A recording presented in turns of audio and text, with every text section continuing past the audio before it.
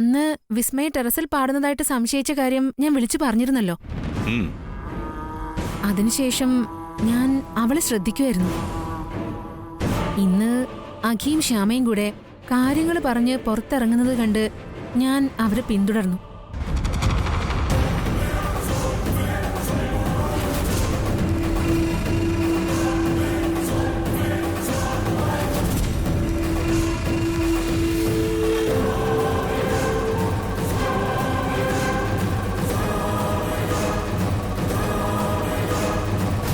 അവൾ എന്തോ മനസ്സിൽ കണ്ടിട്ടുള്ള നീക്കം തന്നെയാണെന്ന് ഉറപ്പായി.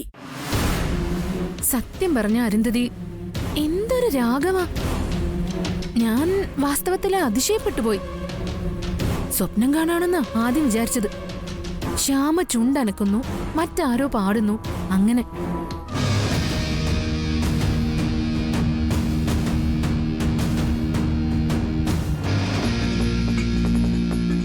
അവളുടെ ശരീരത്തില് ആരോ ആവേശിച്ചതുപോലെയായിരുന്നു പാടിയത്. ഇങ്ങനെയാണെങ്കി അരുന്ധതി, അങ്കിളെ, അവളായിരിക്കും നമ്മുടെ നാട്ടിലെ ഏറ്റവും വലിയ പാട്ടുകാരി. സത്യം, അവൾക്ക് അവാർഡുകളൊക്കെ ഒരുപാട് കിട്ടും. എനിക്കത് ആലോചിക്കാൻ കൂടി വയ്യ. അവൾക്ക് എന്തെങ്കിലുമൊക്കെ അംഗീകാരങ്ങൾ കിട്ടുകയാണെങ്കിലേ ഉറപ്പാ ഞാൻ ആത്മഹത്യ ചെയ്യും.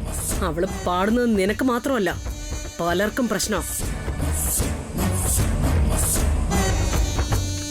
ഐശ്വര്യ, നിനക്ക് എന്തെങ്കിലും തിരക്കുണ്ടോ? എന്തായിരുന്നു? നമുക്കൊരാളെ കാണാൻ പോണം. ആരെയാ? ഒരു വൈദ്യനെ. ആ വൈദ്യന്റെ കയ്യിൽ ഒരു അപൂർവ മരുന്നുണ്ട്. ആ മരുന്ന് കഴിച്ചാൽ ഒരാളിന്റെ ശബ്ദമില്ലാതാകും. മനസ്സിലായില്ല. ശ്യാമയുടെ ശബ്ദം നിലയ്ക്കണം. അവളിനി പാടാൻ പാടില്ല. എനിക്ക് പരിചയമുള്ളൊരു വൈദ്യനുണ്ട്. ഒരു കുഴപ്പക്കാരൻ വൈദ്യനാ. എന്നുവെച്ചാൽ കുഴപ്പമുണ്ടാക്കുന്ന മരുന്നുകളൊക്കെ ആളിന്റെ കയ്യിലുണ്ട്. ഏതോ മലകളിൽ നിന്ന് ശേഖരിക്കുന്ന അപൂർവ പച്ചമരുന്നുകൾ വച്ചിട്ടാ ഔഷധങ്ങൾ തയ്യാറാക്കുന്നത്. ശരീരം സ്തംഭിക്കാനും ശബ്ദമില്ലാതാക്കാനും കാഴ്ച പോകാനും എന്തിന് ഭ്രാന്ത് വരുത്താൻ വരെ ആളിന്റെ മരുന്നിന് ശക്തിയുണ്ടത്രേ.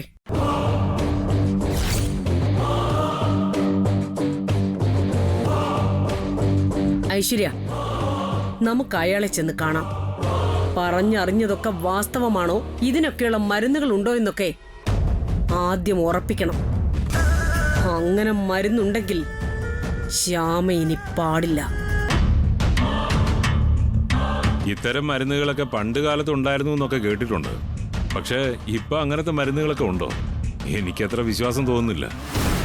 അതാ പറഞ്ഞത്, ആദ്യം ഞാനും ഐശ്വര്യയും കൂടി ആ വൈദ്യനെ ചെന്ന് കാണാം. ബാക്കിയൊക്കെ അത് കഴിഞ്ഞിട്ട് തീരുമാനിക്കാം. എങ്കി ജഗനങ്ങള് കൂടി വരട്ടെ. വേണ്ട, നമ്മൾ രണ്ട് പെണ്ണുങ്ങളാവുമ്പോ അയാൾക്ക് വലിയ സംശയങ്ങളൊന്നും ഉണ്ടാവില്ല. അതെ, നിങ്ങൾ രണ്ടുപേരും കൂടി പോയാൽ മതി. അങ്ങനെ ഒരു മരുന്നുണ്ടെങ്കിൽ ഇന്ന് ഐശ്വര്യ കേട്ട പാട്ടായിരിക്കും അവള് പാടുന്ന അവസാനത്തെ പാട്ട്.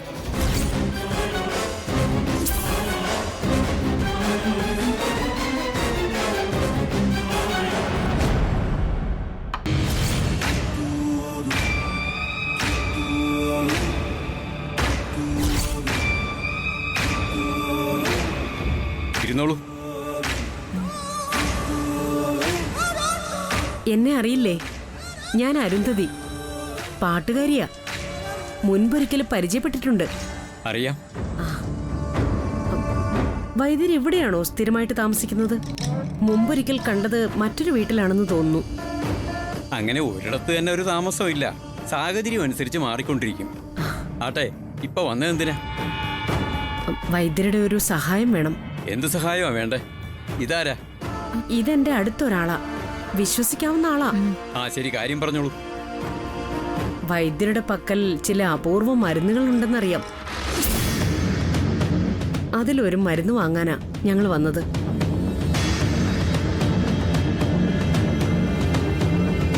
വെറും കൈയോടെ മടക്കി അയക്കരുത്.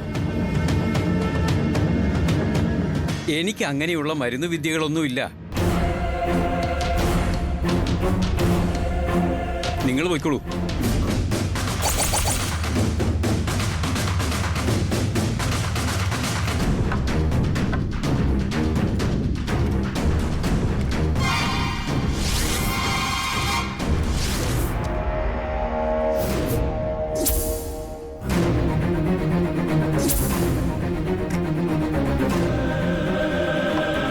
വൈദ്യരുടെ പ്രതിഫലം എത്രയാണെന്ന് എനിക്കറിയില്ല. എന്തായാലും ശരി, ഈ തുക മുഴുവൻ വൈദ്യർക്കാ.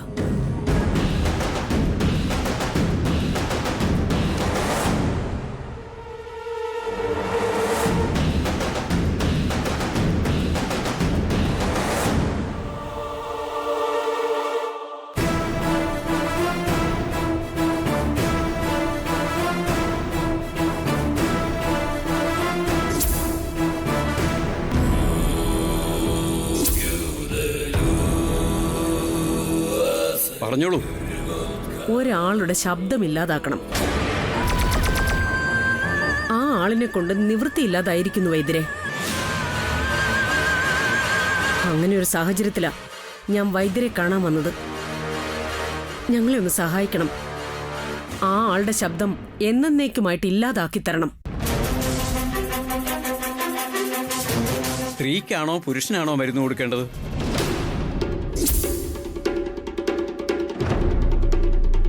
സ്ത്രീക്കാ. ചെറുപ്പക്കാരിയാണോ നല്ല പ്രായമുള്ള ആളാണോ? ചെറുപ്പക്കാരിയാ. നിങ്ങളെ അത്രമാത്രം ദ്രോഹിക്കുന്നുണ്ടോ ആ കുട്ടി? അതെ വൈദ്യരെ, അവള് കാരണം മനസ്സമാധാനം പൂർണ്ണമായി നഷ്ടപ്പെട്ടിരിക്കുക. ഞാൻ മരുന്ന് തരാം. വാസ്തവത്തിൽ മറ്റുള്ളവർക്ക് ദോഷം വരുത്തുന്ന കർമ്മങ്ങളൊക്കെ ഞാൻ അവസാനിപ്പിച്ചതാ. അറിയാം വൈദ്യരെ, തീരെ നിവൃത്തിയില്ലാതെയാ ഞാൻ വൈദ്യരുടെ അടുത്തേക്ക് വന്നത്.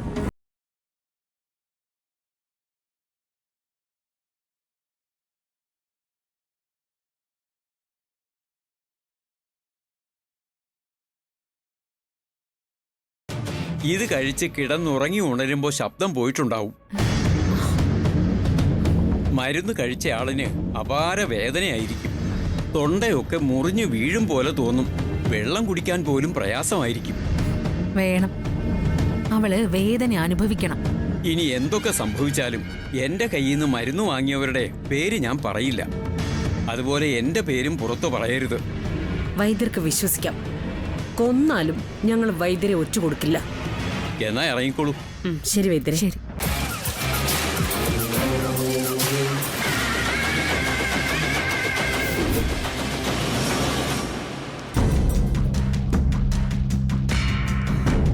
ഐശ്വര്യ, ദാ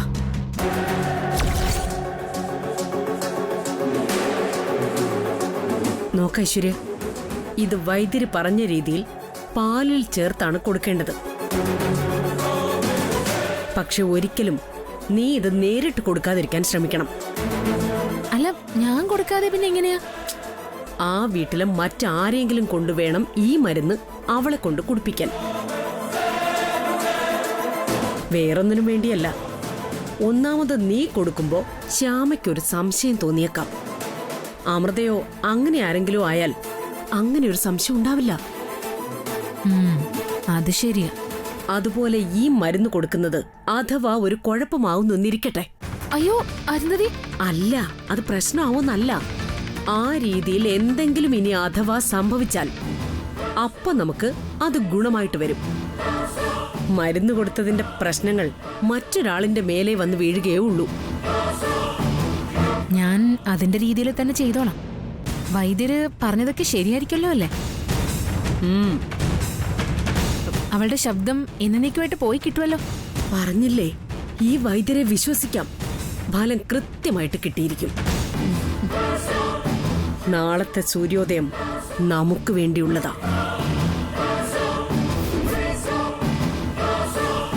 നമുക്കുള്ളതായിരിക്കണം.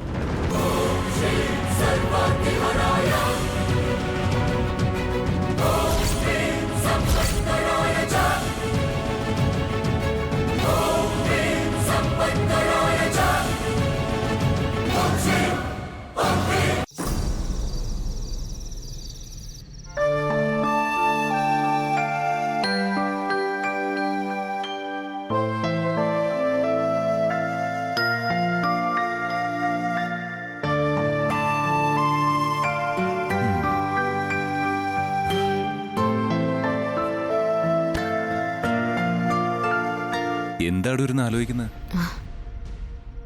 എനിക്കേ ഇതുവരെ ഇല്ലാത്തൊരു പേടി. നമുക്ക് നാളത്തെ റെക്കോർഡിംഗ് മാറ്റിവെച്ചാലോ?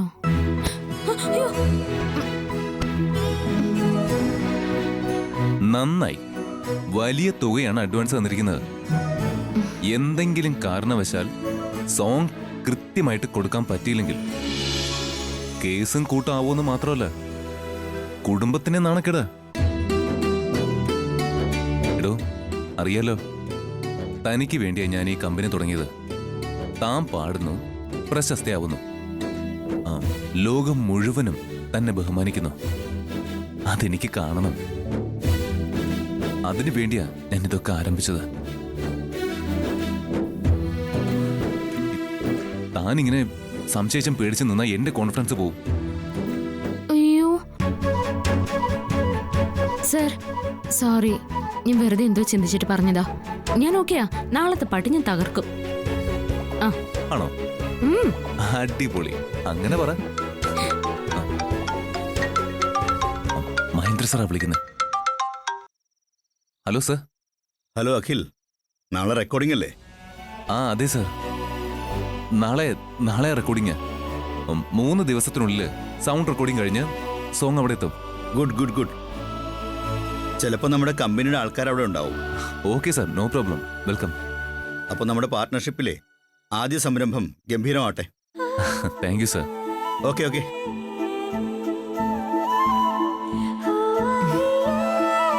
എന്താടോ? ഏയ്, ഞാൻ ഓക്കെയാണ് സർ. അപ്പൊ നാളെ തകർക്കല്ലേ? തകർക്കും.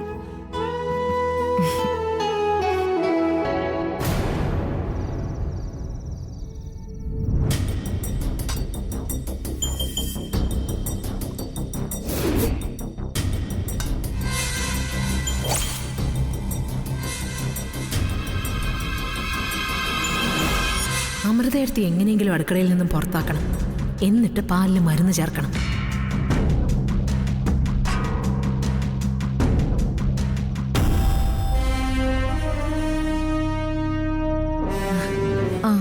ഐശ്വര്യ, ഏട്ടത്തി ദിവസവും രാത്രി പാല് കുടിക്കാറുണ്ടല്ലേ? ഇത് എനിക്ക് വേണ്ടിയല്ല, ശ്യാമയ്ക്ക് വേണ്ടിയാ. ഓ, എന്തായാലും ഏട്ടത്തി സമ്മതിച്ചിരിക്കുന്നു. മറ്റൊരാളുടെ കാര്യങ്ങള് ഏട്ടത്തി എന്തുമാത്രം ശ്രദ്ധിക്കുന്നു. ഞാൻ അത്ര വലിയ ഉദാരമതിയൊന്നും അല്ല. പക്ഷെ ശ്യാമ എനിക്കിഷ്ടാ. ശ്യാമ ഇടയ്ക്കൊക്കെ രാത്രി പാല് കുടിക്കാറുണ്ട്. ശ്യാമയ്ക്ക് വേണ്ടി പാല് തിളപ്പിച്ചുകൊണ്ട് കൊടുക്കാന്ന് കരുതി.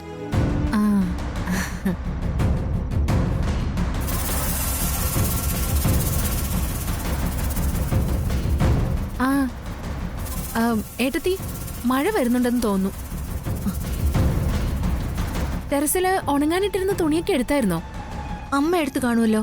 അമ്മ ടെറസിലേക്ക് പോകുന്നത് കണ്ടു. അല്ല, എന്തായാലും ഒന്ന് നോക്കുന്നത് നല്ലതാ. എനിക്കാണെങ്കിൽ രാത്രി ഒറ്റയ്ക്ക് ടെറസിൽ പോവാൻ പേടിയാ. എങ്കിൽ ഞാൻ പോയി എടുത്തിട്ട് വരാം. നീ പാലൊന്ന് ശ്രദ്ധിച്ചോ.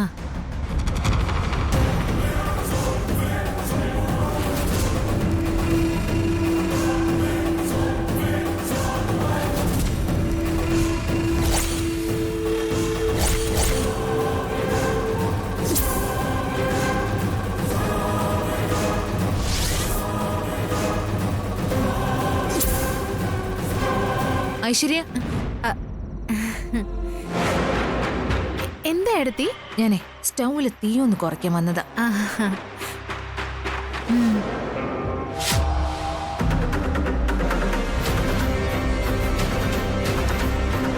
എടി വാനമ്പാടി, നിന്റെ ശബ്ദം ഇന്നത്തോടെ അവസാനിക്കും.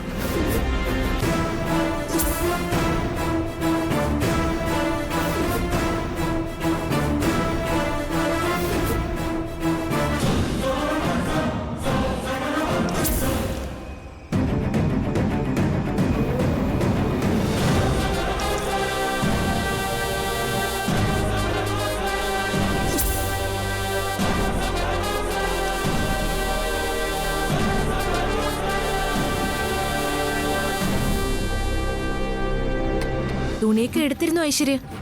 ആണോ എടുത്തി? ഞാൻ കരുതി എടുത്തിട്ടുണ്ടാവില്ലാന്ന്. പാല് തിളച്ചു എടുത്തി. ഇനി തന്നേക്ക്.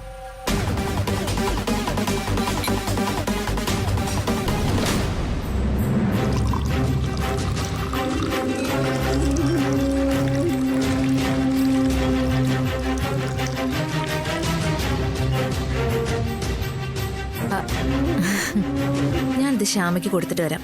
ആ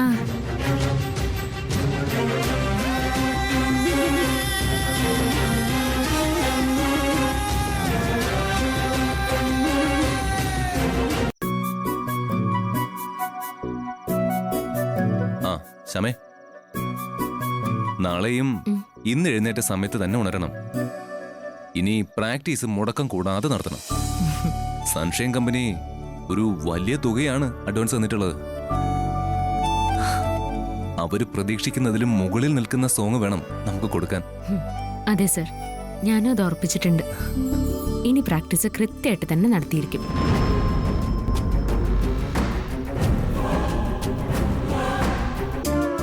അടുത്ത 2 ആൽബം കൂടി പുറത്തു വന്ന് കഴിയുമ്പോ കൃഷ്ണ തുളസി യഥാർത്ഥത്തിൽ ആരാണെന്ന് ലോകത്തോട് പറയണം.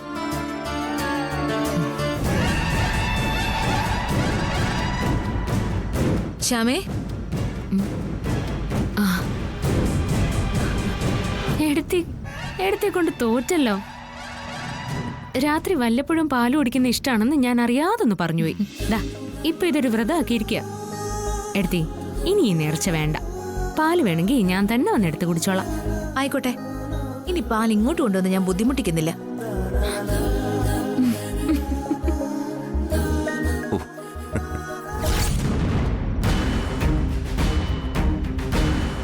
എന്റെ ഒരു അനീത്തി കുട്ടിയല്ലേ പാല് കുടിച്ചോട്ടെ എന്ന് വെച്ച ഞാൻ പാല് കൊണ്ടുവന്നത്. ഒശോ, അതിനിടയ്ക്ക് ഫീൽ ചെയ്തോ? ദാ ഞാൻ പറഞ്ഞതൊക്കെ പിൻവലിച്ചു. ഇനി ദിവസവും കൊണ്ടുവന്നോ.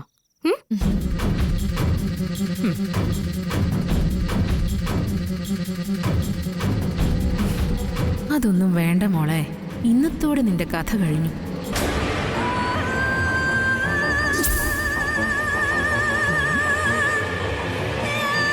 എന്തായാലും എന്റെ അമൃതയുടെ കൈകൊണ്ട് എന്ത് തന്നാലും അത് അമൃത പോലെയാ.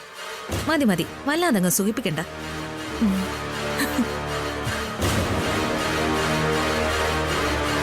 അമൃതയുടെ കഷ്ടപ്പെട്ട് കൊണ്ടുവന്ന പാലല്ലേ, അത് അമൃതയുടെ മുന്നിൽ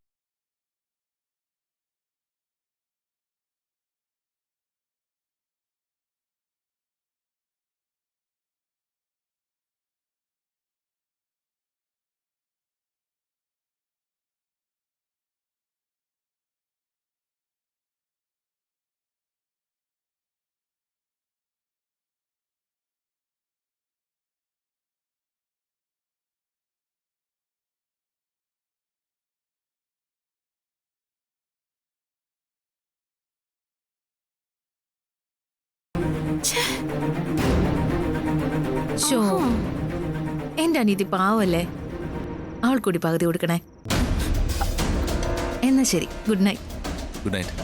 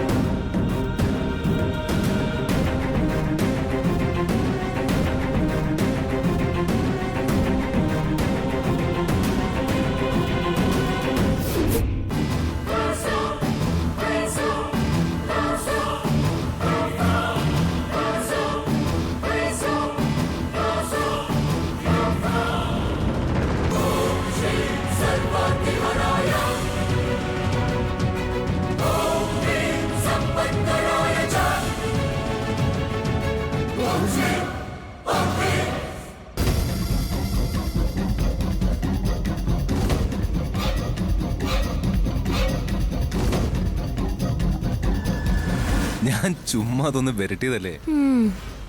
പക്ഷേ ഞാൻ ഒട്ടും തന്നെ വരണ്ടില്ല. എനിക്കറിയായിരുന്നു അഖിൽ സാറ് ചുണ്ട് വരെ കൊണ്ട് ചെന്നിട്ട് ഗ്ലാസ് തിരിച്ചെടുക്കുന്നു, അതെനിക്ക് തരുന്നു. പക്ഷേ ഇത് സാറ് കുടിച്ചാൽ മതി. സാർ അത്രയ്ക്ക് ആഗ്രഹിച്ചല്ലേ എന്റെ കയ്യിൽ നിന്ന് മേടിച്ച്. ഏയ് ഇല്ല, ഇത് തനിക്ക് വേണ്ടി കൊണ്ടുവന്നതല്ലേ, താൻ തന്നെ കുടിക്കും. ഞാൻ കുടിക്കാം. പക്ഷേ സാറ് ഗ്ലാസ് എന്റെ ചുണ്ടിൽ വെച്ച് തരണം.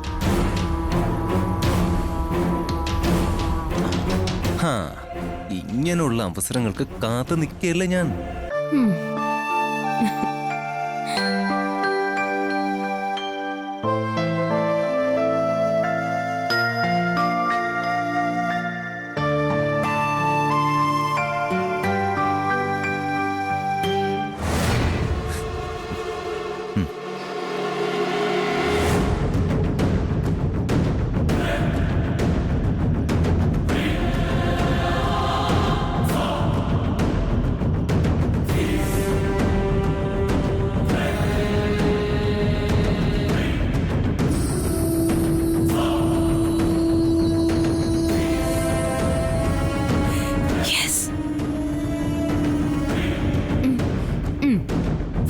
ഞാൻ കുടിച്ചു.